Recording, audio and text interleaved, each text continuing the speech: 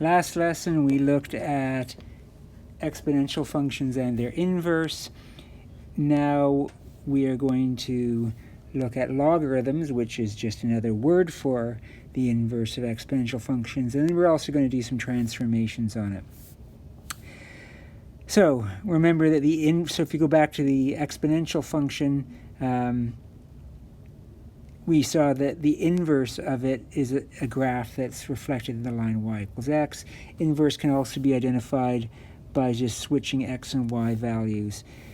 In our own words, what is a logarithm? Well, in my own words, a logarithm is the inverse of an exponential function.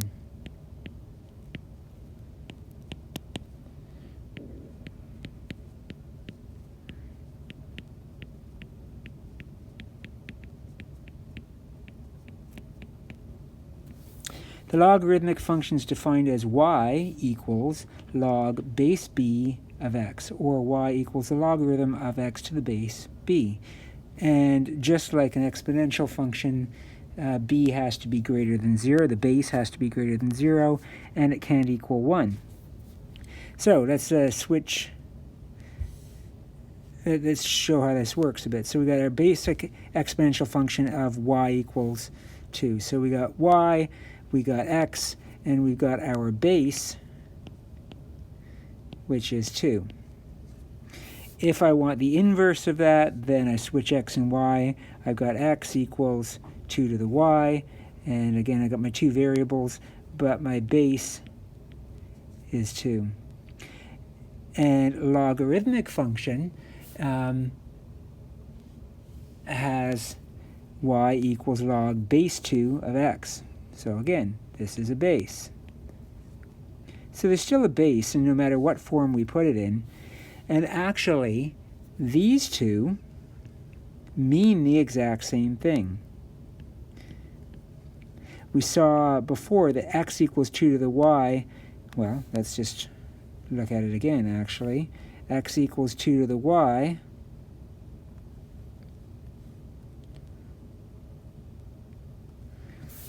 has this curve, which is a reflection in the line y equals x of y equals 2 to the x. Let's get that in there as well, just so we can look at them all.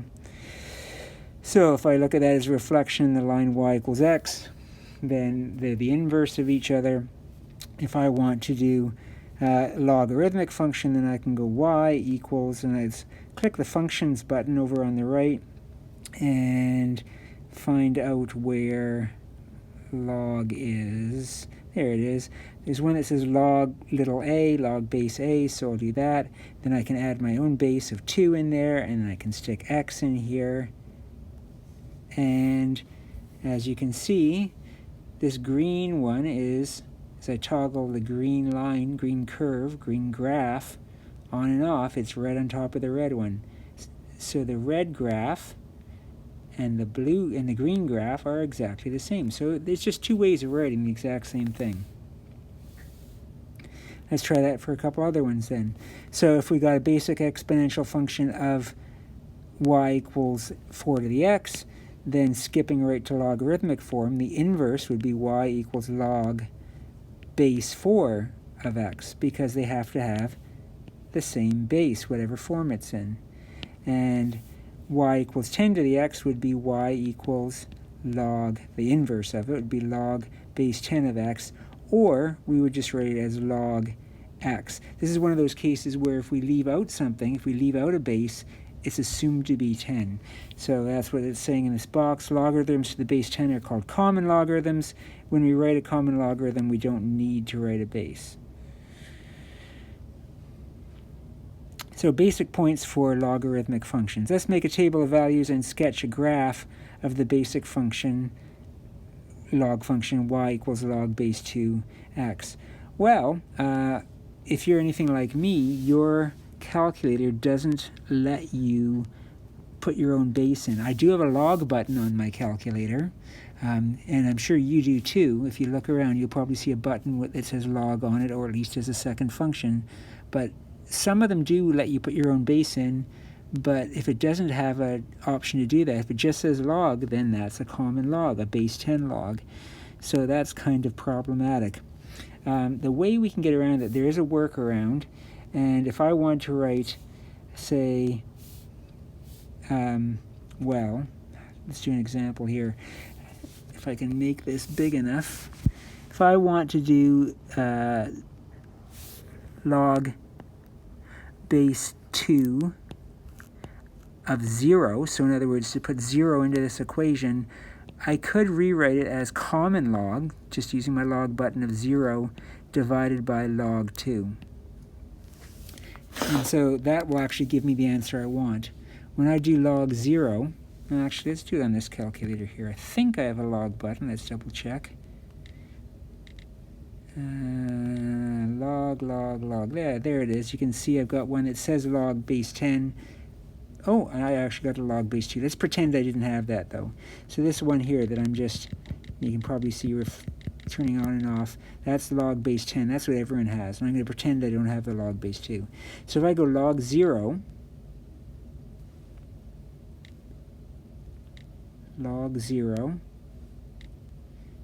divided by log 2, I don't know the order to type these in. Maybe I have to go 0 log first. 0 log divided by 2 log. Let's see if that works. Okay, that seemed to work. And so I got an answer of no, sorry, that did not work. That's not the correct answer. What order do I type this in? All right, let's try no.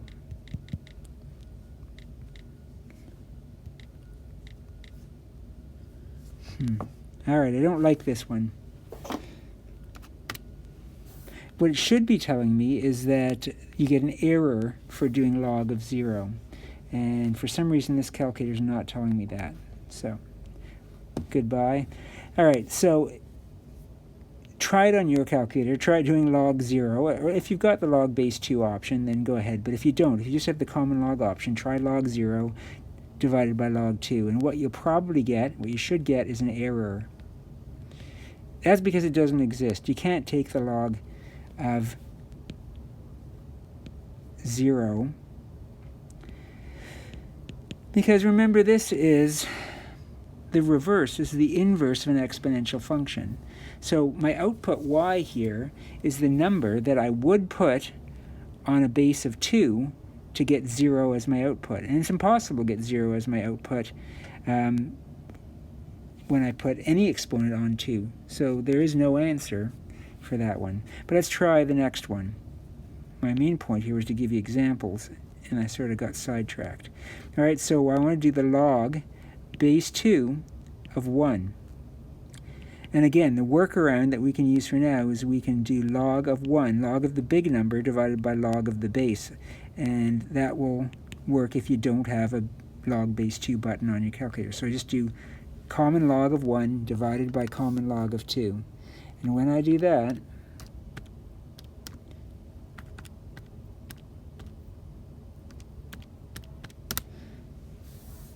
I got 0. Does that make sense? I think it does. What exponent would I put on the base of 2 to get an output of 1?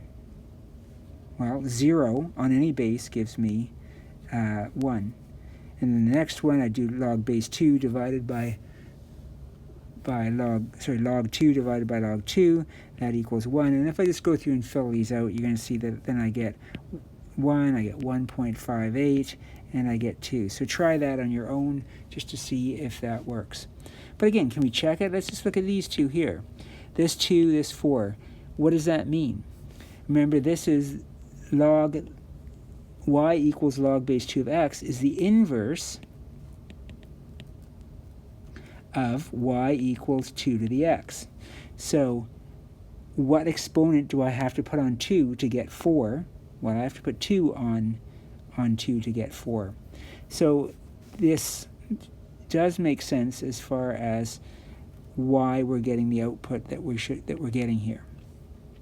All right, so what does the graph look like? Well, it's going to look like this. And I know this for a couple of reasons.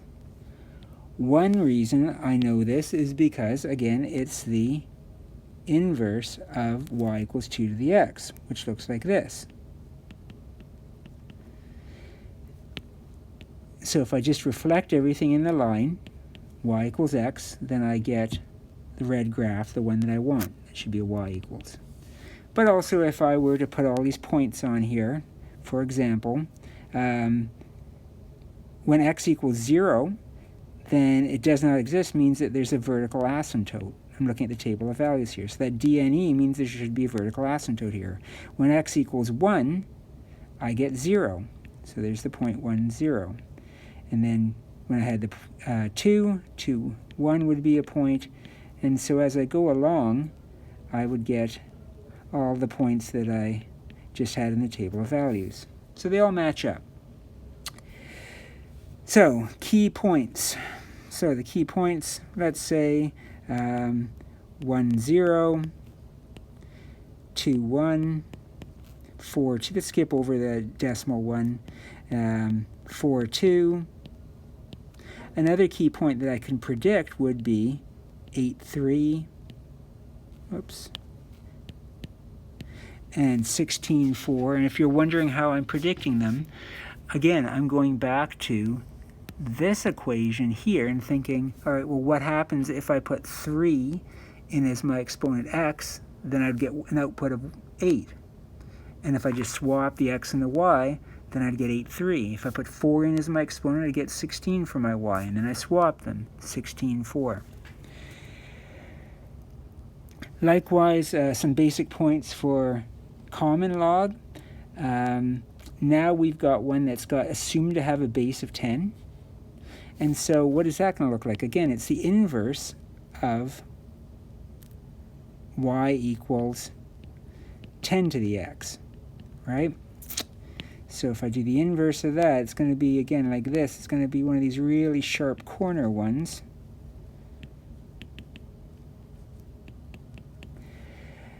But they're related to each other. So what, for it to fill in this spot here, I can do this without even a table, without a calculator. What exponent can I put on 10 to get an output of 0? And again, the answer is nothing. There's no exponent that I can put on 10 to get an output of 0. So that means that, again, we're going to have a DNE here, does not exist, because there's no answer that's going to make this work. What exponent do I put on 10 to get an output of 1? Well, again, the answer is 0. 0, well, no matter what the base is going to give me an output of 1 if I do that as my exponent. Some other ones that I know for sure would be if I put a 1 on a base of 10, then I'll get 10 as my output. If I put 100 on, or sorry, if I put 2 on here, then 10 to the 2 would give me 100. So here's some definite key points, although they're quite far apart, but then 3 to 1,000 and 4 to 10,000 and so on. If I want to do one like to get an output of 2, that one's going to be a little trickier because I don't actually have a nice round number for that. But again, I could just do, actually for that one, I could just type into my calculator. I don't need to do that dividing thing. I would just do log 2, and on my calculator when I do log 2, I get 0.31301. And again, these ordered pairs would match up on the graph. Key points, okay, well, key points would be 1, 0, and 10, 1, and as I said, 100, 2, and so on.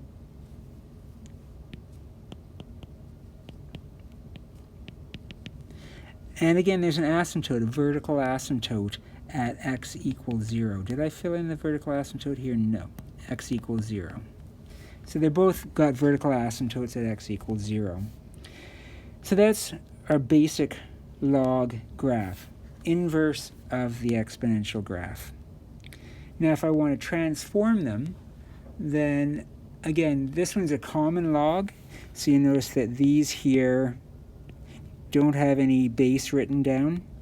So they are common logs with base 10, And again, we've got C, D, A, and K.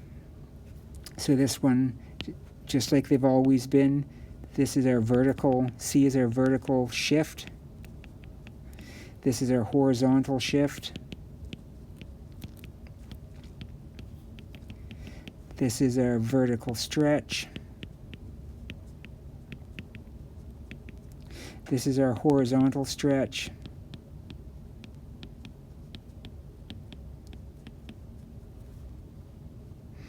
Okay, so let's actually do a few sketches then.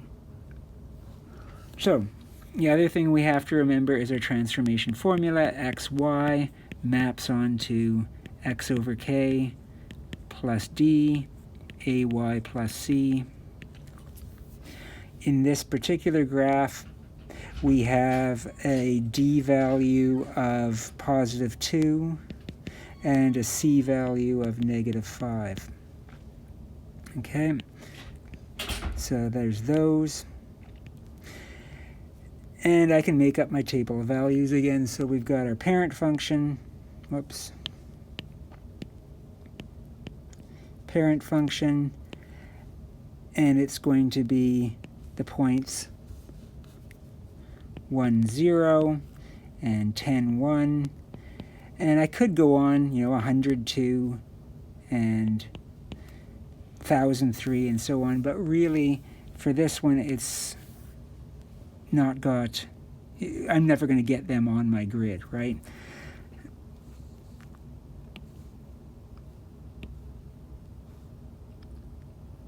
No. Try this again. Let's fix this grid. All right, there it is. All right, since there's no stretches involved in this one, we've only got vertical and horizontal shifts, I'm just going to skip the middle column and I'm going to go straight to the final. And so I'm going to go take all my my x values and add 1 to them, and I'm going to take my y values and I'm going to subtract 5 from them. So if I add 1 to each of my x values, I get 3 and I get 12, and I'm not going to, well, I get 102, which is going to be way off the graph.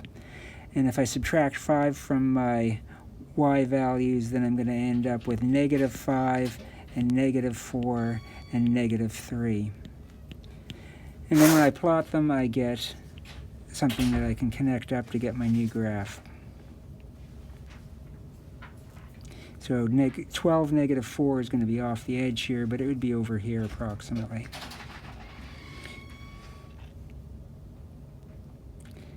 And so the basic graph, as we know, looks like this.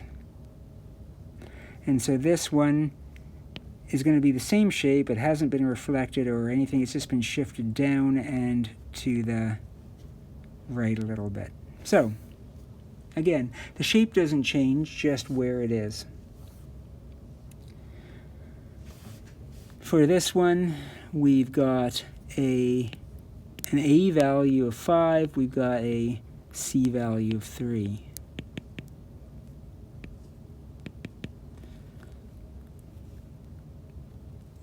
And again, I'm just going to do a couple points for this one because so many of them, because they're so far and spread out off the grid. So if I had 1, 0 and 10, 1, maybe that's really all I'm probably going to be able to get on here. So in this case, I'm going to go straight to the final as well, just because there's really not a lot to do. I don't have a k value, I don't have a d value, so my x values are going to stay the same as 1 and 10. But my y values I'm going to multiply by 5, so 0 times 5 is still 0, but I'm going to add 3. I'm going to multiply 1 by 5 and add 3, I get 8. So those points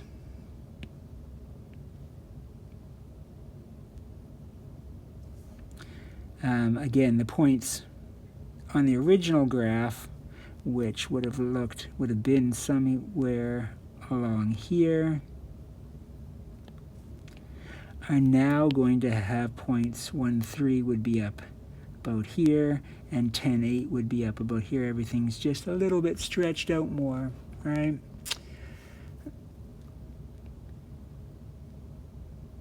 And it's going to look more like that.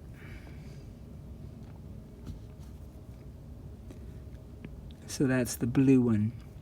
And the blue one, just to keep things clear, the green one is my parent function in each of these cases. Okay, last transformation example for this one. We have, if you remember, we have to have the k value factored out, so this is problematic. I need to change this so that I take the 2 outside of brackets, and I've got 2x minus 2 here like this. And then we can see that we've got a k value of 2 and we've got a d value of positive 2 as well. So my parent function, again, I'm just going to go with the 2 points, 1, 0, 1, 0, yeah, 1, 0, and 10, 1. And I'm going to do it all at once again in this case, just because there's not much to do.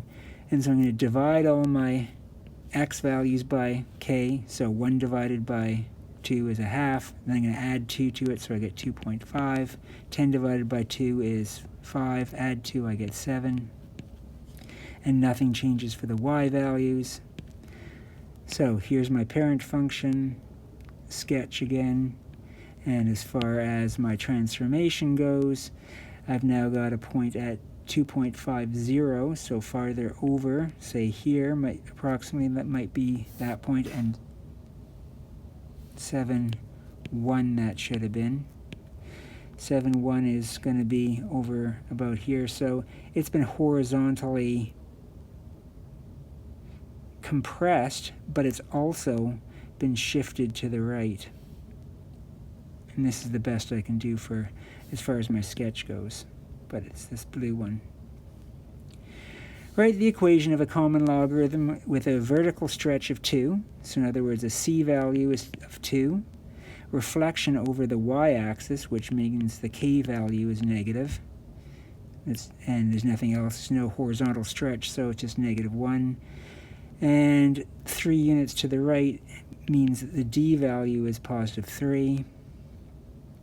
So the basic idea for a logarithm, the basic formula specifically for a logarithm would be a log k x minus d plus c. There's no mention of moving it up or down, so we can assume that c is 0. So we just put these in, we get y equals, oh, sorry, there is at the very beginning, vertical stretch of 2. My bad, it's the a value of 2, not a c value of 2. So 2 log negative x minus 3, because when I put that 3 in, it changes signs. And then there's, I could put a plus 0 on the end, but why bother, right?